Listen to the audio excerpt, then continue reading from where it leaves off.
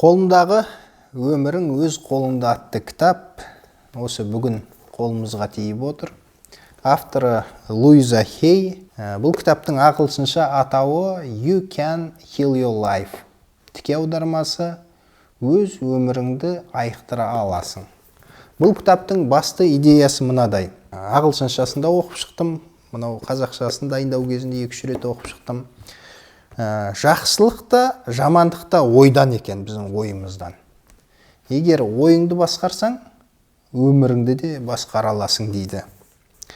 Ал ойды басқару әр адамның өзінің қолындағы дүние. Сондықтан кітаптың қазақша атауын қазақ ұғымға жақындатып, өмірің өз қолыңда деп алдық. Бұл кітап алғаш рет 1984 жылы шыққан, мен туған жылы. Содан бері әлемде 50 миллион данамен тараған. Self-help, яғни өз-өзіңе көмектес. Өзін-өзі жетілдіру, өзін-өзі дамыту бағытында шыққан кітаптардың ішінде ең көп таралғаны. Сонша көп таралатындай бұл кітаптың ішінде не құндылық бар? Осы сұраққа жауап бермес үшін алдымен автордың өміріне тоқталайық. Луиза Хей 1926 жылы Лос-Анджелесте туады. Мына кітаптың соңғы тарауы өзінің өміріне арналады. Шынын айтқанда, балалық шағы адам қызығатындай емес. 1,5 жасқа келгенде әкесі тастап кетеді. Шешесі екеуі үйсіз-күйсіз қалады. Анасы Луизаны таныстарына беріп, өзі біреудің үйіне жалданып жұмысқа тұрады. Кішкентай қыз аптасына 1 рет келетін, анасын күтіп, жылап, еңіреп, есіктің алдында отырады екен. Анасының жүрегі бұндайға шыдамай, жұмысын тастап, бағып қағадау деп бір адамға тұрмысқа шығады. Өгей әкесі қатал неме болып шығады. Оның үстіне 30-шы жылдары Америкада ұлы депрессия деп аталатын дағдарыс жайлайды. Жұмыссыздық бел алып, тәртіп қоғамда жоғалады. Сөйтіп жүргенде 5 жасар Луизаны маскүнем көршісі зорлап кетеді. Оны сот 10 жылға соттайды. Кішкентай қыз оған сотта өзі куәлік етеді. Елестетіп көріңізші. Зорлық көрген 5 жасар бүлдіршін сотта көзі қызарған адам кейпіндегі айуанның алдында куәлік етіп тұр. Содан бастап бойына бір үрей билейді. Әлгі айуан түрмеден шығып мені тауып алады деп қорқады. Талай түн түсінен шошып оянады. Адам аяйтын жағдай. Одан бері қарай жоқшылықта өмір сүреді. Өгей әкеден мейірім көрмей, 15 жасқа толғанда үйінен кетіп, өз бетінше өмір сүреді. Қолына ілінген жұмыс істеп, жан бағады. Даяшы болады, еден жуады, үй тазалайды. Мейірім мен сүйіспеншілік жетіспей өскен қызға кім жылы қабақ танытып, сәл жақсылық жасаса, соның құшағына құлай кетеді. 16 жасында қыз туады. Аяғы ауыр болады. Оны тәрбиелей алмайтын біліп, перзент сүюді армандап жүрген бір жақсы жұбайларға туған соң 5 күннен кейін шақалақты қолдарына беріп кетеді. Содан Луиза үйіне қайтып оралады. Қайтып оралады, әңгіртаяқтың астында өмір сүрген шешесін өзімен алып кетеді. Содан не керек? Өмірлер жайланады, уақыт өте береді. Бір күні жаман ауруға шалдығады. Жан қоярға жер таба алмай, шіркеу жағалап ілім үйренеді. Луизаның өзінің айтуынша, бала кезінен көрген зорлығы, бойды билеген үрей, өзінің қор сезінген ойы ең соңында бұған жазылмас жара болып жабысады. Сөйтіп, бұл өз ойымен жұмыс істей бастайды. Санада өзгеріс орнамай тәнге түскен жаман ауруды жазу мүмкін емес. Соңында өзінің ойын өзгертіп, аурудан құлан таза айығады. Сол кезде жазылған мынау кітап. Содан соң Луиза Хей 30-дан аса кітап жазады. Хей Хаус баспасын ашады, қайырымдылықпен айналысады. Луиза Хей осыдан 3 жыл бұрын, 2017 жылы 91 жасында дүние салады.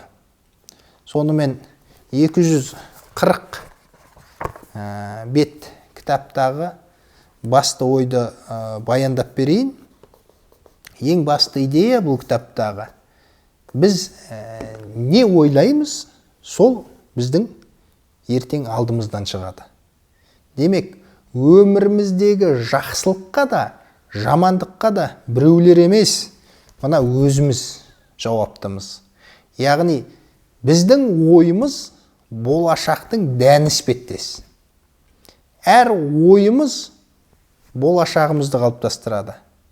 Мәселен, бәрі жаман деп ойбайға салып отырсаңыз, ертеңіңізде дәл сондай жаман болады. Ой деп, мына жерім ауырды, ана жерім ауырды деп әңгімені аурудан бастасаңыз, ертеңде аурудан көз ашпайсыз.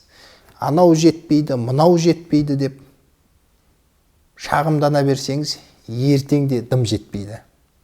Себебі жаман ой жамандықты шақырады. Жақсы ой жақсылыққа себеп болады.